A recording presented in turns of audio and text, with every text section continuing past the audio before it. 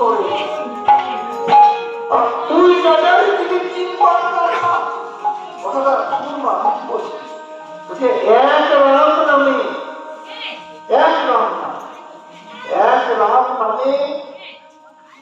কোটি ব্রহ্ম হত্যা পাপ করে আর তুই রাজাকে যদি 3 বার দেখা আমার ছেলে এই অজ্ঞানের কাজ তুই করবি, এই অজ্ঞানতার কাজ তুই করবি আমার ছেলে বশিষ্ঠের ছেলে এক রাম নামে কোটি ব্রহ্ম হত্যা পাপ করে আর তুই রাজারে 3 বার দিলি না। এই তোর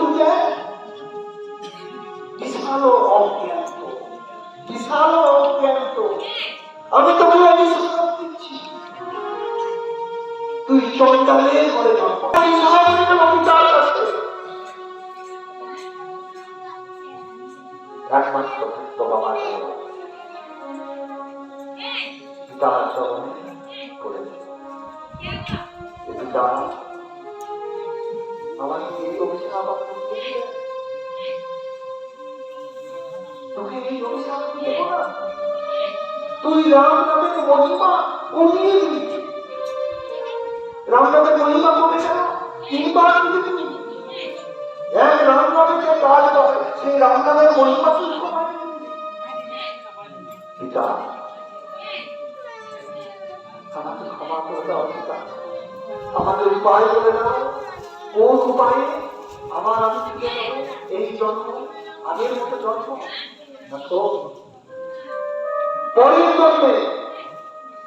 রামচন্দ্র যখন অবতার হয়ে আসছে তুই তখন যাবি ভূভক্ত এই যখন মহারাজা যখন 4 পুত্রকে নিয়ে গঙ্গায় স্নান করতে আসবে এমন আসছে না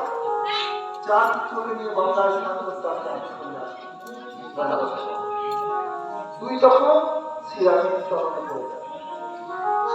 শ্রীরামের চরণে পড়বে তুই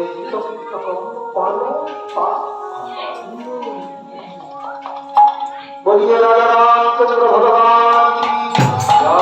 রামচন্দ্র ভগবান